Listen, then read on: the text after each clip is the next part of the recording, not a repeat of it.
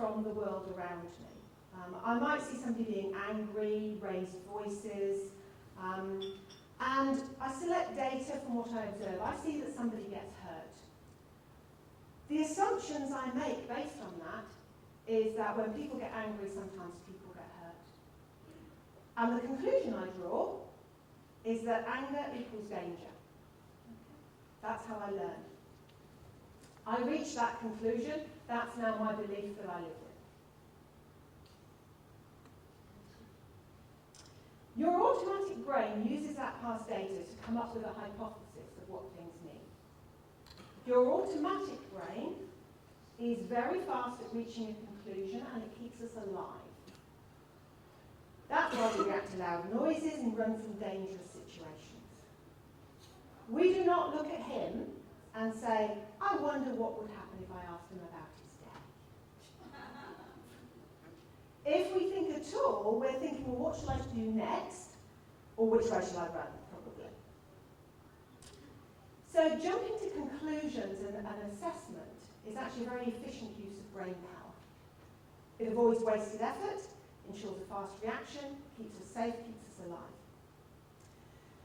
But there's another part of the brain that is the thinking, the logical bit of the brain.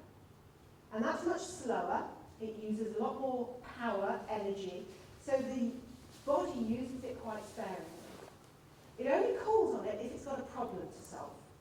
Otherwise, it relies on the automatic brain because that's much easier. So the automatic brain always starts decoding, and then if it can't solve it, it calls in the logical brain to do some of the heavy work.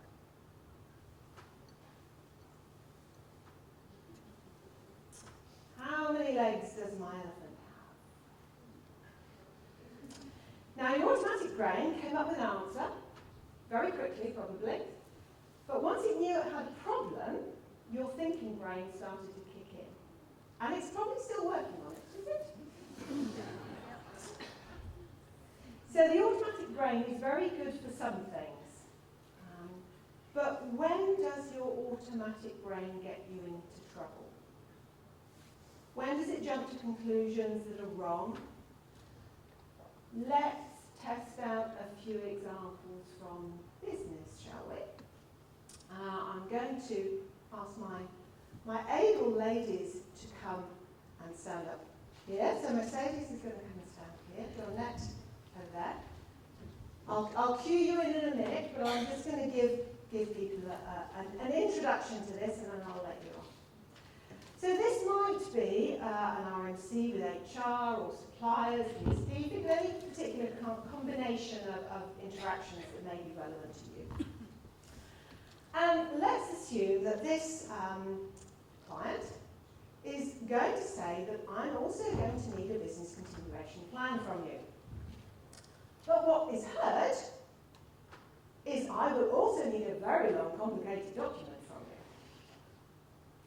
And the interpretation that is now going through her head is, well, what the hell is that? Oh, I remember, I saw one before. It's 20 pages and would take forever to write. I'll bet they want it in the price too. Well, if they think they can make us do that, they are wrong. So, and the conversation, we'll start it from the top ladies. Maybe something like this. Mercedes, I will also need a business continuation plan from you. The contract already states everything that is included, and that is not something we price.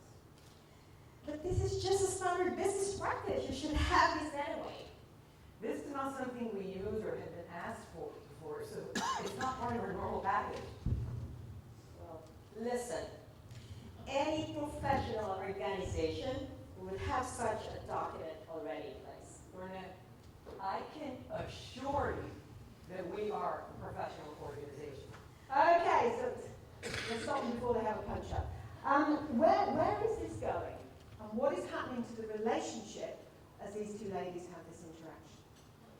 Now, what Dawnette actually meant was, Dawnette?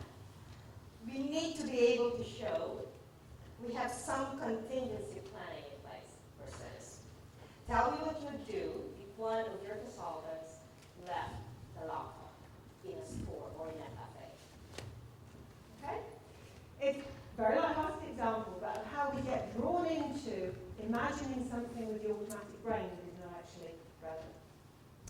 going to swap. Donette's going to go off. Yes. And Eileen's going to appear. We're going to try something different. And let's see if we can actually come up with any ideas on how to resolve this. Again, I'm going to give you an introduction to how this is panning out. Does this look familiar to anybody? Added value, we talked a lot about that this morning. What we often think that means is that you need to do more for less. And how that gets interpreted is, here we go again. They want to reduce price, but all the same services, they really are unfair and difficult to work with. How am I going to stay tough? Okay, so let's try a different approach and take some of the guesswork out and see how this plays out. I will be looking for added value in this contract. Well, I mean, this contract is already very good. So I'm really surprised you want us to look at it again. I'm not looking to renegotiate the contract, just identify potential savings. Well, there are no more savings to be had. I'm sure there are added benefits that we can provide. And I can assure you, Eileen, that we cannot include anything else above what is there. Okay, you can see that this is going a very similar way here. So let's try a different approach for Mercedes. What is important about that to you, Eileen? What are you looking to achieve? It would be really good for both of us if we can show what money you have helped us to save. Can you decide the added benefits, like what you negotiated off the rent, the extra time you spent and didn't charge for? Maybe you could show this on the invoice as free of charge. Okay, this is the concept of zero billing that we talked about this morning. Susie said that reporting on these sorts of things are really valuable. So we've given her the opportunity to express herself more accurately. We've been proactive in achieving that. With two questions, which are, what's important about that? What are you looking to achieve? And we've interrupted the automatic brain. Okay, so let's test the process. Last one. Ooh. I need one point of contact. Does it look familiar to anyone? I need one point of contact, I'll say this. We have a full team of skilled people in the office to help you at any time. But they won't know what's happening. Oh, yes, they will. They have full records and a wonderful database to refer to. Yeah, but they don't always do that. I mean, I can assure you that we are a professional organization. The last time she looked like